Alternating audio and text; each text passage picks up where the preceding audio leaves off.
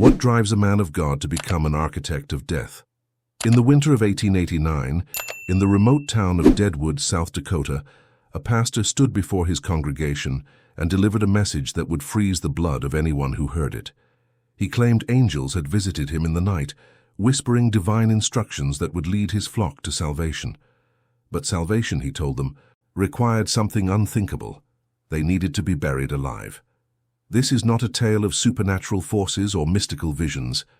This is the true story of how faith, isolation, and one man's descent into madness created one of the most disturbing chapters in American frontier history.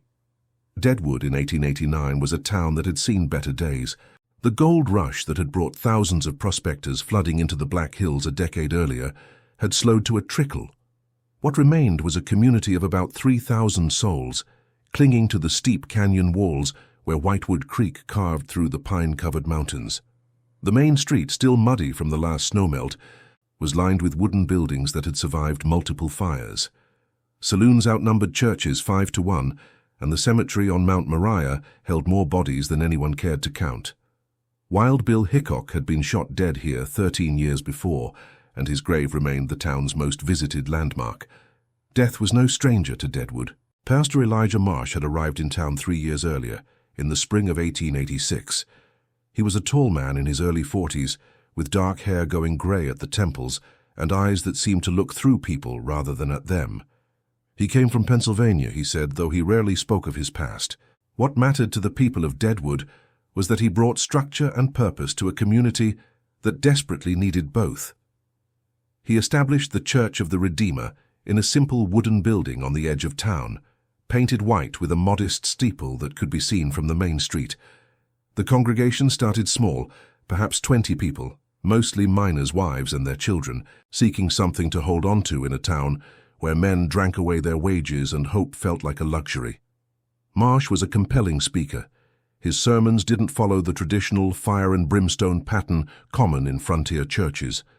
Instead, he spoke of personal revelation, of direct communication with the divine. He told his congregation that God spoke to those who truly listened. That faith wasn't about following ancient texts, but about opening one's heart to divine guidance. People found this message refreshing. In a town built on chance and desperation, the idea that God might speak directly to ordinary people offered a kind of comfort that traditional religion couldn't provide. By 1888, his congregation had grown to nearly 60 regular attendees, a significant number in a town where most men spent their Sundays sleeping off Saturday night. But something had begun to change in Pastor Marsh during the brutal winter of 1888 to 1889. The Dakota Territory experienced one of the harshest winters in recorded history that year. Temperatures plunged to 40 degrees below zero. Snow fell in relentless waves, burying buildings up to their windows. Supply trains couldn't reach Deadwood for weeks at a time, and food grew scarce. People burned furniture to stay warm. Children died of pneumonia. The cold seeped into everything, turning the world into something hostile and unforgiving. And in that frozen darkness, Elijah Marsh began to hear voices. He told his closest followers first. During a small prayer meeting in late January, with wind howling outside and frost creeping across the windows, Marsh confessed that angels had visited him. They came in the deepest part of night, he said, when the cold was so intense it felt like the world itself might shatter. They spoke to him in voices that resonated not in his ears but directly in his mind. Their message was clear and terrifying. The end times were approaching, and only those who demonstrated absolute faith would be saved. The angel's message, as Marsh described it to his inner circle, was specific in its demands. Traditional faith would not be enough to survive what was coming. God required a demonstration of complete trust, a willingness to surrender everything, including life itself, into divine hands. The faithful would be tested, Marsh explained, and only those who passed this test would enter the kingdom of heaven. The others listened with a mixture of fear and fascination. These were not educated people. Most had come to Deadwood chasing dreams of gold and stayed because they had nowhere else to go. They trusted Marsh because he had given them purpose when they had none. Among those present was Sarah Hendricks, a widow whose husband had frozen to death in a mine shaft 2 winters earlier. She had 2 young daughters, and survived by taking in laundry. Mary Chen, whose Chinese immigrant parents ran a small restaurant on Main Street, attended despite her family's Buddhist background, drawn by Marsh's message of personal revelation.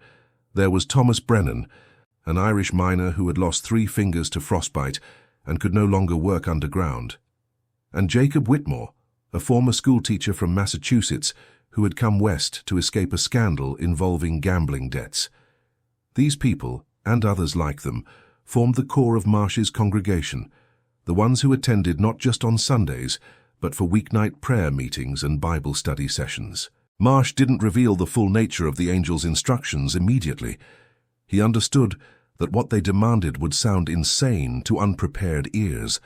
Instead, he began to prepare his followers gradually, introducing concepts that would make the final revelation seem like a natural progression. He preached about Abraham's willingness to sacrifice Isaac, emphasizing not the angel's intervention, but Abraham's absolute obedience. He spoke of Job's suffering as a test of faith, of how God sometimes asked his followers to endure what seemed unbearable. He read from the book of Revelation, painting vivid pictures of the tribulations that would precede the second coming. The winter continued its assault on Deadwood. A child died of starvation in February when her parents, unable to find work or food, grew too weak to care for her. An elderly man was found frozen solid in his cabin, sitting in a chair as if he had simply fallen asleep. The town's doctor, overwhelmed by cases of frostbite and pneumonia, began drinking heavily and could barely function. In this atmosphere of desperation and death, Marsh's message of divine purpose found fertile ground.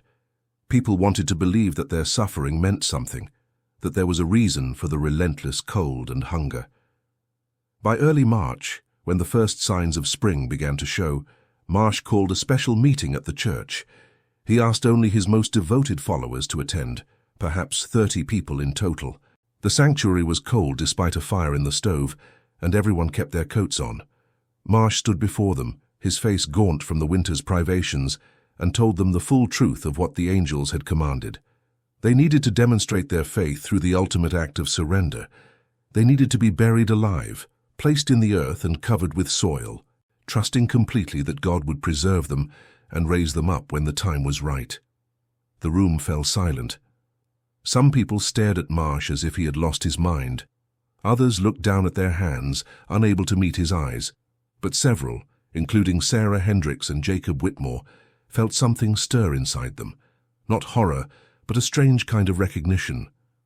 In a world that had taken everything from them, that had subjected them to cold and hunger and loss, perhaps this was the answer. Perhaps this was how they would finally find peace. The reaction to Marsh's revelation split the congregation down the middle.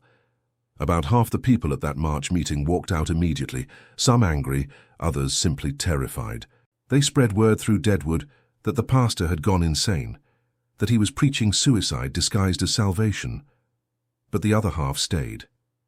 They listened as Marsh explained the theological basis for what he proposed, how it paralleled Christ's own death and resurrection, how it demonstrated the kind of faith that separated the truly devoted from those who merely played at religion. These followers didn't agree to participate immediately, but they didn't reject the idea outright either. They needed time to think, to pray, to wrestle with what was being asked of them. Marsh gave them that time. He understood that what he proposed violated every human instinct for self-preservation. He needed his followers to arrive at acceptance on their own, to convince themselves that this was not madness but divine truth. He held smaller meetings with individuals and families, answering their questions and addressing their fears. He assured them that the burial would not be permanent, that God would raise them after 3 days, just as Christ had been raised. He told them that those who participated would be transformed, given new bodies that could not feel cold or hunger or pain. They would become living proof of God's power, witnesses to the divine that would bring thousands to faith. Sarah Hendricks was among the first to commit fully. Her life in Deadwood had been nothing but struggle since her husband's death. She worked herself to exhaustion for pennies, watching her daughters grow thin despite her best efforts. The idea that she could give them something better, that through this one act of faith she could secure their eternal salvation, appealed to something deep inside her. She spoke to her daughters, ages 8 and 6, in simple terms they might understand. She told them about heaven, about seeing their father again, about never being cold or hungry anymore. The children, too young to fully grasp what was being proposed, trusted their mother completely. Jacob Whitmore's reasons were different, but equally powerful. He had come to Deadwood running from shame, from debts and broken promises, and a life that had fallen apart. In Marsh's church, he had found a sense of purpose he had never known before. He had become one of the pastor's most trusted assistants, helping organize prayer meetings and Bible studies. The idea of proving his faith through this ultimate sacrifice appealed to his need for redemption. If he did this, if he went through with what Marsh proposed, then everything he had done wrong in his past would be erased. He would be reborn, quite literally, into a new life. Others had their own reasons for considering Marsh's proposal. Thomas Brennan, the Irish miner with the damaged hand, saw it as a way to escape a life that had become unbearable. He could no longer work in the mines, and without that work, he had no way to support himself. Mary Chen, the young Chinese woman, had always felt like an outsider in Deadwood, caught between her family's traditions and her own spiritual seeking. Marsh's message of personal revelation had given her something her parents' Buddhism never had, and she was willing to follow that message wherever it led. As March turned to April and the snow finally began to melt, Marsh set a date. The burial would take place on the night of April 15th, a Monday chosen for no particular reason, except that it gave people time to prepare. Those who wished to participate would gather at the church after dark, when the rest of the town was asleep. They would walk together to a location Marsh had prepared in the hills outside Deadwood, a place where the ground had softened enough to dig. There, they would lie down in graves that had been prepared for them, and they would be covered with earth. And there they would wait for God to raise them up.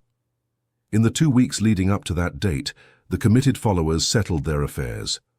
Sarah Hendricks gave away most of her possessions, keeping only what her daughters would need.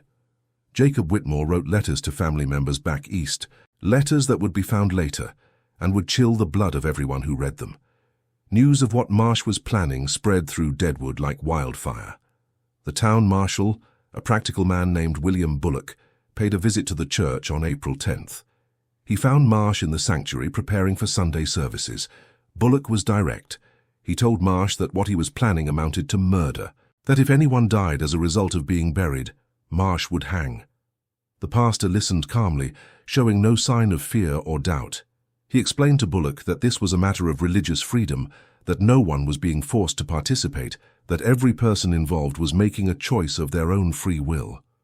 Bullock left frustrated, knowing he had no legal grounds to arrest Marsh for something that hadn't happened yet. The marshal wasn't the only one who tried to intervene.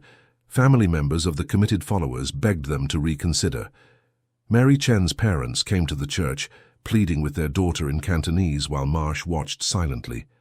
They told her she was throwing away her life, that this white man's religion had poisoned her mind. Mary listened to her parents with tears streaming down her face, but she didn't change her mind. She told them, in English so Marsh could understand, that she had finally found truth, and she would not turn away from it. Her parents left the church broken-hearted, knowing they had lost their daughter to something they couldn't comprehend. Other townspeople tried different approaches. The owner of the general store, a man who had known Sarah Hendricks for years, offered to forgive all her debts if she would just walk away from Marsh's church. A group of miners who had worked with Thomas Brennan pooled their money to offer him enough to live on for months, if he would just give up this insane plan. But these efforts failed. The committed followers had moved beyond the reach of practical arguments. They had convinced themselves that what they were doing was not suicide, but transcendence, not death, but transformation. The night of April 15th arrived cold and clear. A late-season frost had settled over Deadwood, making the ground hard again and the air sharp enough to hurt when breathed too deeply. At the Church of the Redeemer, 17 people gathered just after midnight. Marsh had told them to come in their best clothes, to dress as if they were going to meet God face to face. Sarah Hendricks wore a simple blue dress she had been married in, now faded and patched. Her daughters wore matching white dresses she had sewn for them. Jacob Whitmore wore a black suit he had brought from Massachusetts years ago, mothballs clinging to the fabric. The others were similarly dressed, looking more like wedding guests than people about to be buried alive. Marsh led them in prayer before they left the church. He read from the Gospel of John the passage about Lazarus being raised from the dead. He reminded them that what they were about to do had biblical precedent, that God had brought people back from death before and would do so again. He told them to have no fear, that the angels themselves would watch over them while they lay in the earth. Some of the followers wept quietly. Others seemed strangely calm, almost peaceful. The children, sensing their parents' intensity but not understanding it, stayed close and quiet. They left the church in a single file line, walking through the dark streets of Deadwood like ghosts. A few late-night drinkers stumbled out of saloons and watched them pass, too drunk or too stunned to say anything. The group moved through town and up into the hills, following a trail that led away from the settled area. Marsh carried a lantern that cast dancing shadows across the pine trees. The walk took almost an hour, climbing steadily until they reached a small clearing sheltered by rocks on 3 sides, and there, in the clearing illuminated by the lantern light, were the graves. 17 rectangular holes dug into the partially frozen earth, each about 6 feet long, 4 feet wide, and 3 feet deep. Not deep enough to be traditional graves, but deep enough to bury a person. The followers stood at the edge of the clearing, staring at the graves that would become their resting places. The reality of what they were about to do seemed to hit some of them for the first time. A woman named Elizabeth Porter, who had been among the most enthusiastic supporters during the planning stages, suddenly began to shake. Her husband put his arm around her, whispering something in her ear, but she pulled away from him. She looked at Marsh with wild eyes and asked him a question that cut through the cold night air. How did he know the angels were real? How could he be certain this wasn't just madness speaking to him in the darkness of winter? Marsh didn't grow angry at the question. Instead, he set down his lantern and approached Elizabeth with a gentleness that seemed almost fatherly. He placed his hands on her shoulders and looked directly into her eyes. He told her that doubt was natural, that even the apostles had doubted when Christ appeared to them after the resurrection. But doubt, he said, was also the enemy of salvation.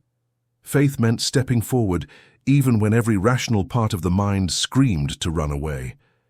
He reminded her of all the times she had felt God's presence in the church, all the prayers that had been answered, all the peace she had found in worship. Were all those moments lies? Or was this doubt the lie planted by forces that wanted to keep her from transcendence? Elizabeth listened, her breathing gradually slowing.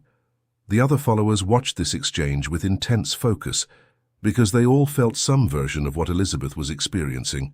They all had doubts gnawing at them.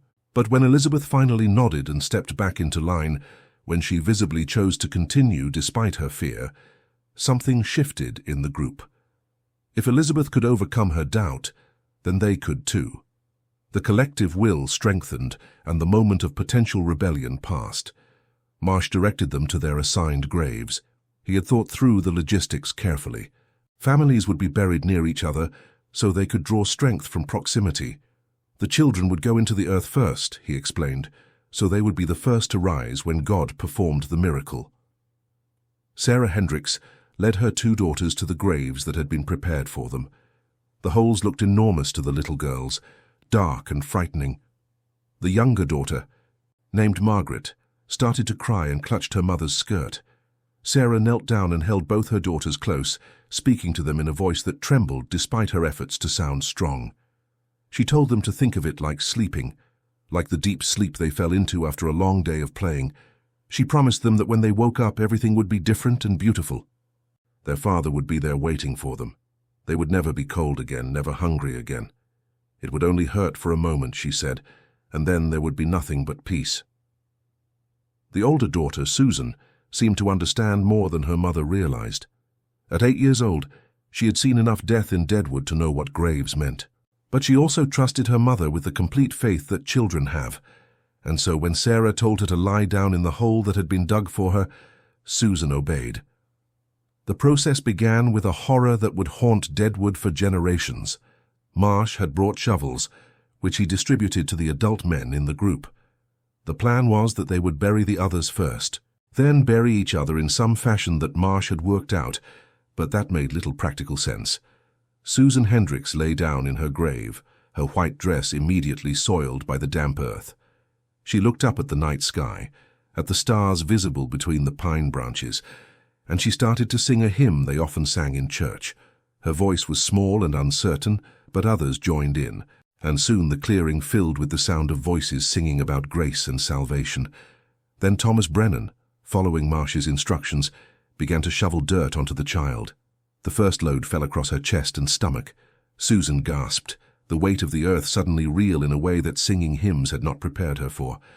Her mother stood nearby, her face a mask of anguish, but she didn't intervene. She had committed to this path, had convinced herself that this was the way to save her daughters' souls. The second shovelful covered Susan's face, and her singing stopped. She began to struggle, her small hands clawing at the dirt. But Brennan continued and others joined him. Within minutes the grave was filled, a small mound of earth marking where an 8-year-old girl had just been buried alive. Margaret, the younger daughter, had watched this happen to her sister.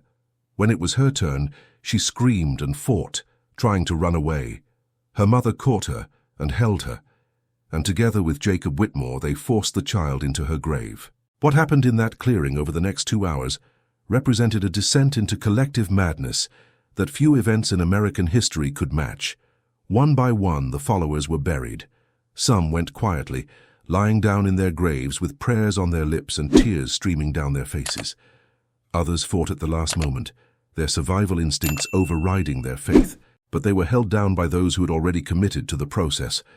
The sounds that filled the clearing were nightmarish, the scrape of shovels against rocky soil, the muffled cries of those being covered with earth, the sobs of family members watching their loved ones disappear beneath the ground. Mary Chen's burial was particularly haunting. She had been so certain in the days leading up to this night, so convinced that she was making the right choice. But when she lay down in her grave and looked up at the stars one last time, something in her broke. She began to recite prayers in Cantonese, words her Buddhist grandmother had taught her as a child, mixing them with Christian verses in English. The linguistic collision reflected the war happening in her mind between everything she had been raised to believe and everything Marsh had taught her. As the dirt covered her face, her voice became muffled, then silent.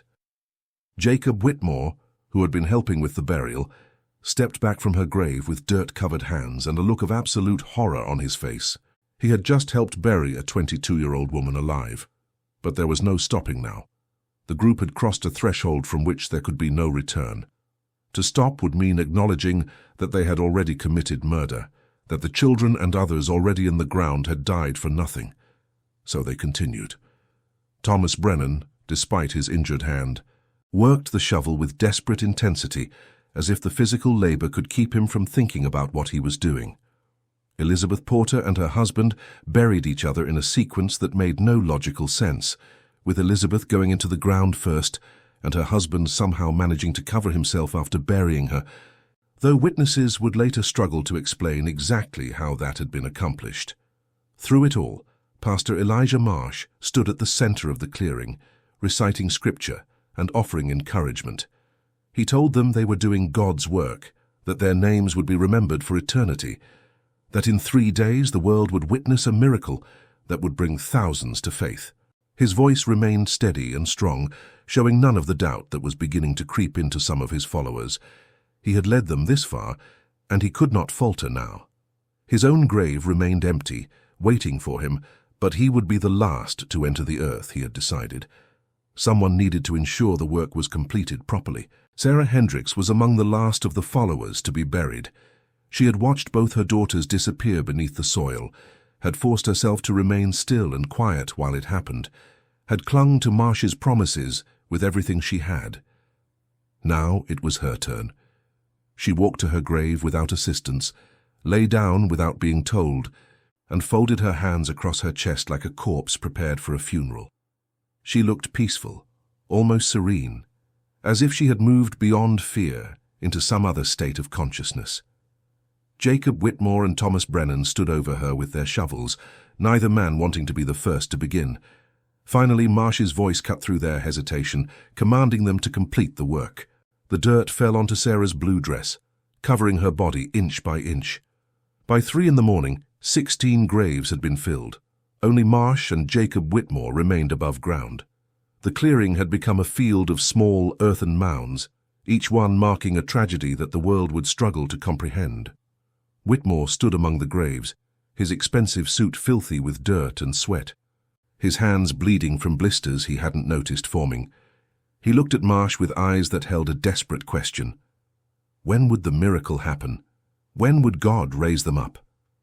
Marsh placed a hand on Whitmore's shoulder and spoke with absolute certainty. 3 days, he said. In 3 days, on the morning of April 18th, these graves would open and the faithful would emerge transformed. But until then they had to wait, and they had to maintain their faith.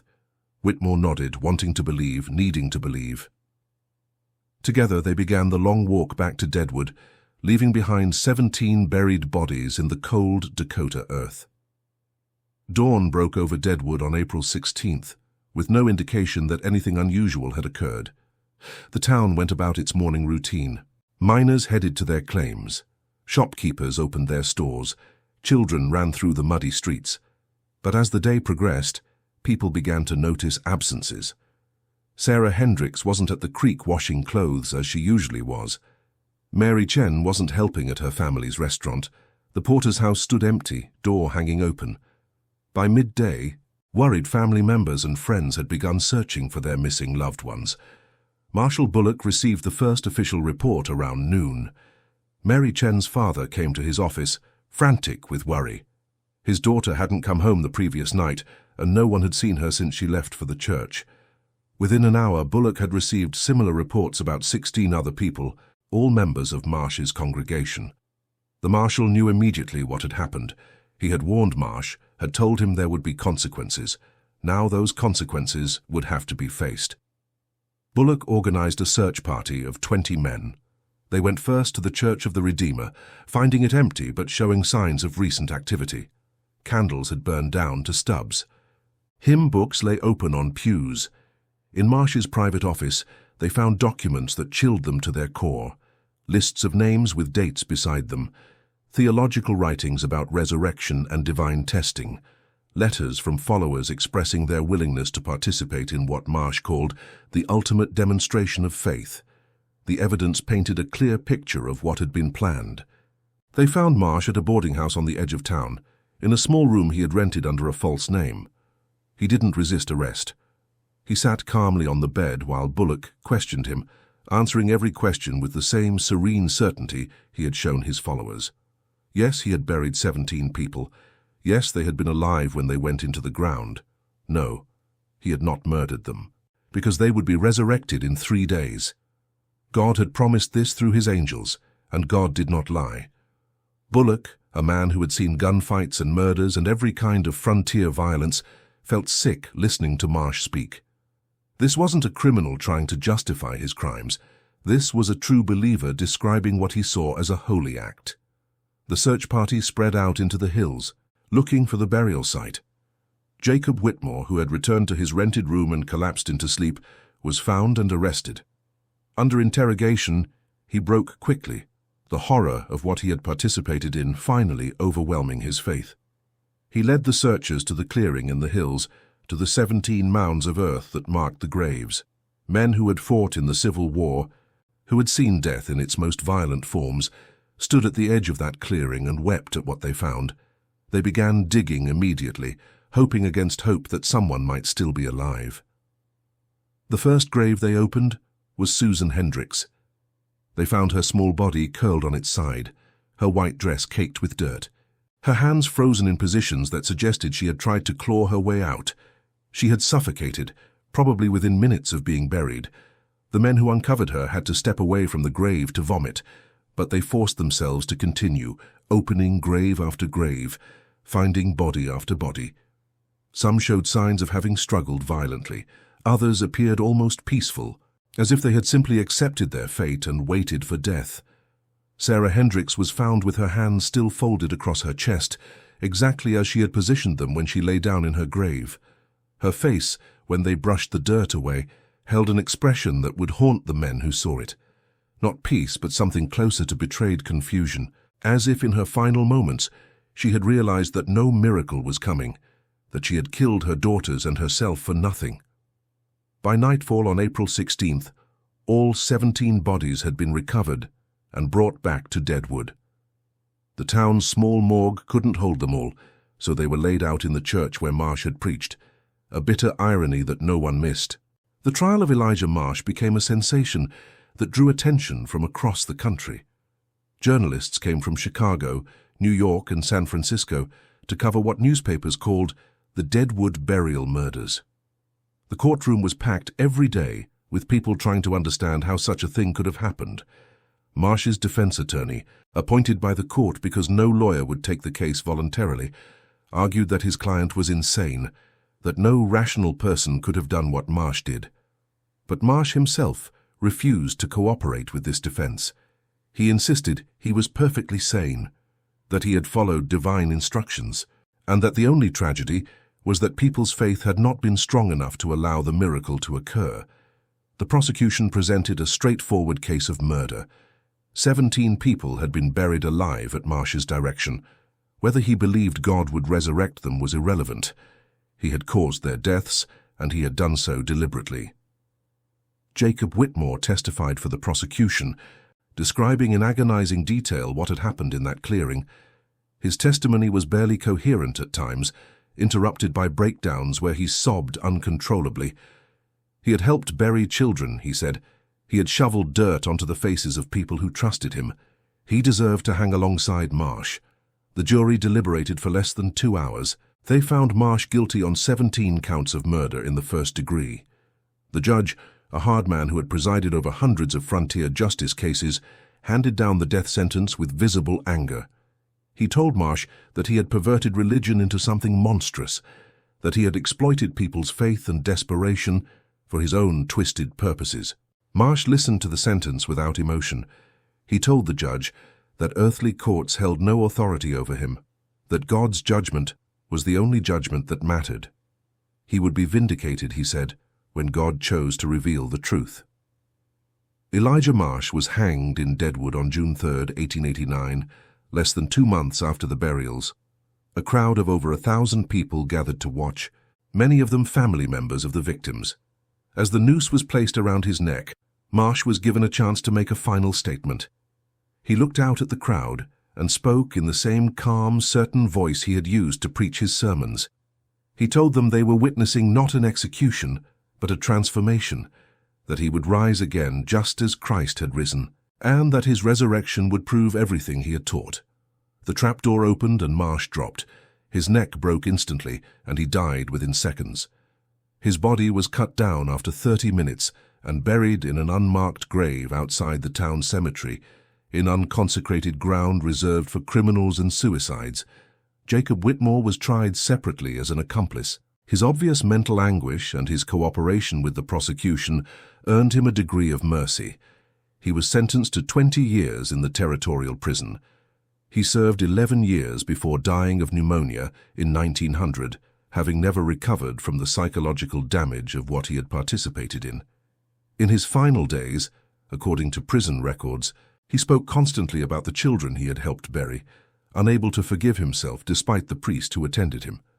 The victims were buried in Mount Moriah Cemetery, in a section donated by the town. A single large monument was erected over their graves, listing all 17 names and the date of their deaths. The inscription read simply, "Lost to false faith." The families struggled to process what had happened. Mary Chen's parents closed their restaurant and left Deadwood, unable to bear living in the place where their daughter had died. Other families stayed, but were forever changed, marked by a grief that had no precedent and no path toward healing. The Church of the Redeemer was torn down within weeks of Marsh's execution. The lumber was burned, and the land it had stood on remained empty for decades. People avoided walking past it, as if the ground itself had been contaminated by what had happened there. Deadwood tried to move on, but the story of Pastor Marsh and his buried congregation became part of the town's dark history, whispered about in saloons and used as a cautionary tale about the dangers of blind faith. Newspapers across America ran stories about the tragedy, using it to fuel debates about religious extremism and the need for mental health intervention in cases of obvious delusion.